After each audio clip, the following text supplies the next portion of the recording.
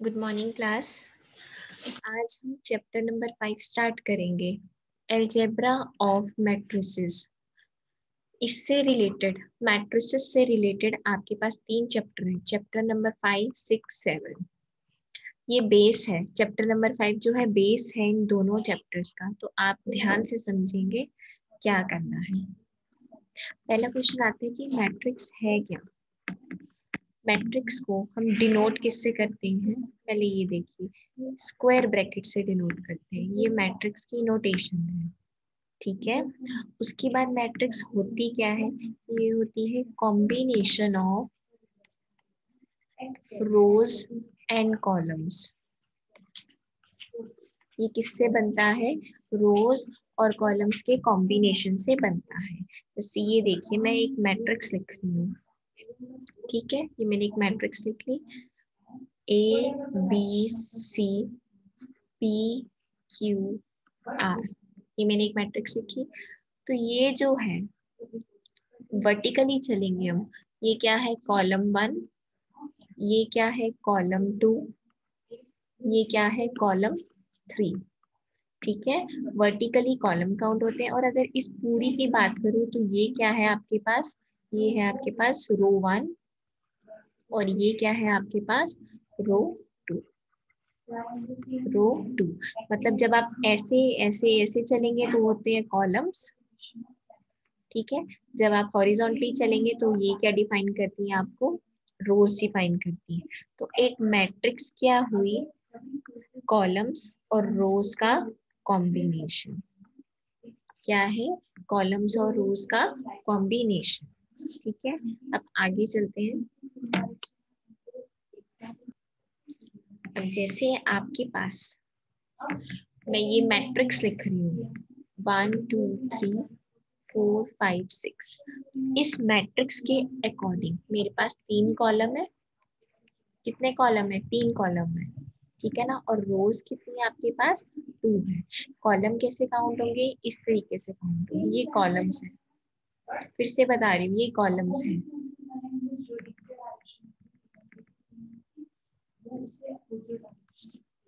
और ये क्या है आपके पास, ये रोज है। ये क्या है, रोज है।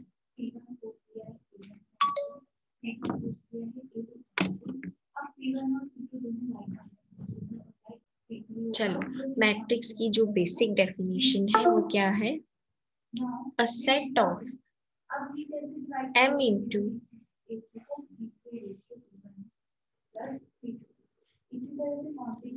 n numbers, m into n numbers arranged in the form of order set of m rows, and each row consisting of n numbers is called m into n matrix. कहने का मतलब क्या है, अगर ये मैट्रिक्स लिख रही हूँ 1 2 3 4 5 6, ठीक है। इसमें क्या थे, 3 कॉलम्स है और 2 रोज है, ठीक है। तो मैट्रिक्स क्या है, 3 पहले रोज आती है फिर कॉलम्स आते हैं। तो 2/3 क्या है, इसका क्या है, ऑर्डर है मैट्रिक्स का 2/3। तो जनरल जो ऑर्डर की डेफिनेशन होती है, मैं पहले ये डेफिनेशन बता रही हूँ, ऑर्डर ऑफ अ मैट्रिक्स क्या होता है, m into n। m क्या रिप्रेजेंट करती है, नंबर ऑफ रोज। n क्या रिप्रेजेंट करता है, नंबर ऑफ कॉलम्स रिप्रेजेंट करता है, ठीक है। और ये जितने भी हैं 1 2 3 4 5 6, ये क्या है, elements of matrix. Elements of matrix है। सपोज अगर मैं एक मैट्रिक्स डिफाइन कर रही हूँ, ABCD, अगर ये मैं एक मैट्रिक्स डिफाइन कर रही हूँ आपको, तो ठीक है, इसके ये जो एलिमेंट्स हैं, किससे, जो जनरल नोटेशन है, जो जनरल नोटेशन है किसके, एलिमेंट्स की, किससे डिफाइन होगी, AIJ। आई क्या रिप्रेजेंट कर रहा है, आई रिप्रेजेंट कर रहा है इसकी पोजीशन, कौन सी रो और कौन सी कॉलम में, आई रो के लिए है, जे कॉलम के लिए है। मैं ये चीज आपको डिटेल में समझाती हूँ। ये देखो बेटा, एक मैट्रिक्स लिख रही हूँ मैं 1 2 3 4 5 6 7 8 9, ठीक है। इसके एलिमेंट्स की नोटेशन क्या होती है, AIJ। तो ये जो पहला एलिमेंट है इसकी पोजीशन क्या है, A11, first row first column. और ये जो 2 एलिमेंट है इसकी जो पोजीशन है वो क्या है, A12। देखो रो तो 1 ही है और कॉलम कौन सा चल रहा है, ये कॉलम 2 है ना, तो कॉलम 2। ठीक है, ये जो 3 एलिमेंट है इसकी जो पोजीशन है वो क्या हो जाएगी, A13, क्योंकि रो तो ऐसे चल रही है, कॉलम ऐसे चल रहे हैं, इस तरीके से ये कॉलम चल रहे हैं। ठीक है, तो फर्स्ट 1 की पोजीशन क्या है, A11, और 2 की पोजीशन A13, और 2 की पोजीशन A12, और 3 की पोजीशन A13, ये मैं लिख रही हूँ। ठीक है, उसके बाद जो 4 आ गया, अब ये सेकेंड रो में आ गया, ये रो 2 है, तो यानी कि तो इसकी पोजीशन क्या होगी, A2, सेकेंड रो का और फर्स्ट कॉलम का, फर्स्ट कॉलम चल रहे हैं तो A21, ऐसे ही 5, A22, A23, और जब हम 7 पे आएंगे, ये रो कौन सी है आपके पास, ये रो 3 है, तो क्या बन जाएगा, A31, A32, और लास्ट एलिमेंट क्या बन जाएगा, थर्ड रो का थर्ड कॉलम का एलिमेंट।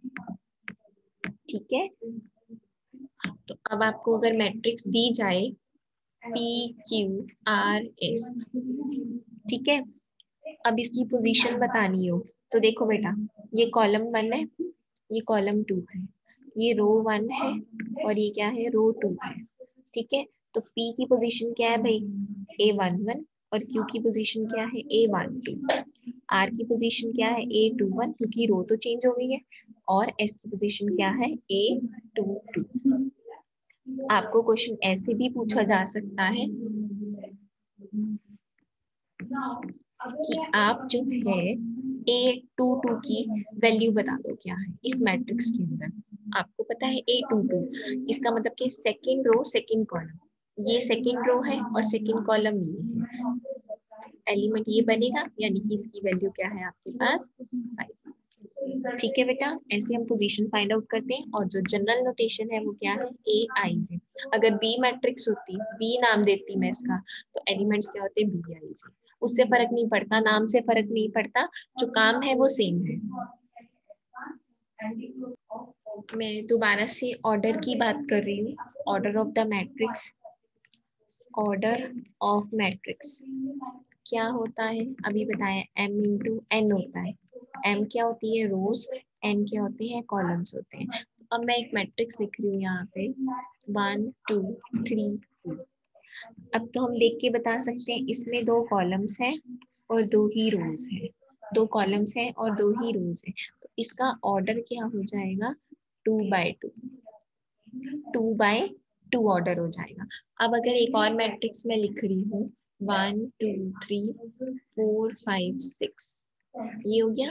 अब इसमें बताओ इसका ऑर्डर क्या है, देखो इसमें कॉलम कितने, 1 2 3, और रोज कितनी है, 1 2, तो ऑर्डर क्या होता है, रोज इनटू कॉलम्स, तो 2 रोज है 3 कॉलम्स है, यानी कि इस मैट्रिक्स का ऑर्डर क्या है आपके पास, 2 इंटू 3।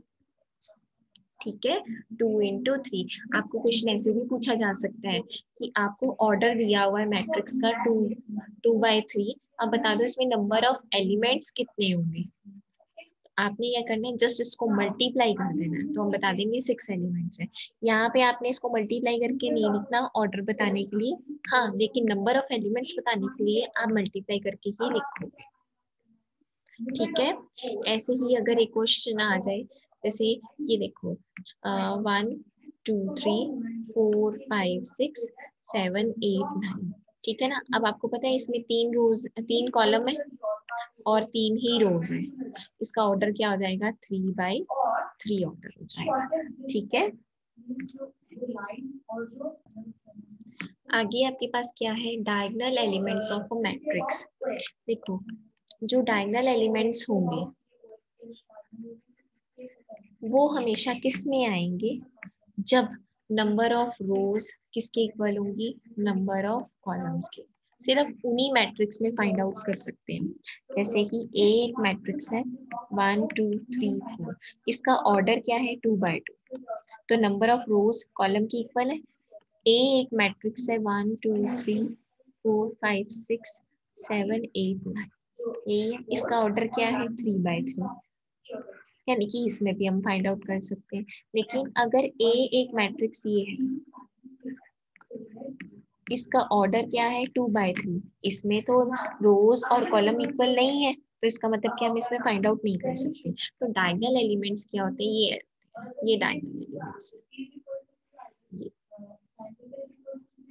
ये डायगोनल एलिमेंट्स होते हैं। ठीक है, यही इसी को ही हम क्या बोलते हैं, डायगोनल एलिमेंट्स।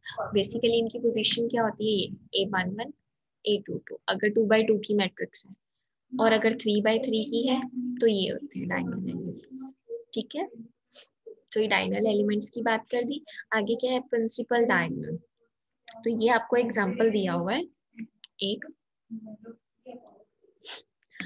ए मैट्रिक्स दे रखी है 1 0 -1 2 3 1 1 2 4, इसका ऑर्डर क्या है 3/3 है। ठीक है ना, प्रिंसिपल डायगोनल, इसको लिखना कैसे है, देखो प्रिंसिपल डायगोनल या डायगोनल एलिमेंट्स यही है 1 3 4, तो आप इस फॉर्म में लिखेंगे क्या है 1 3 4।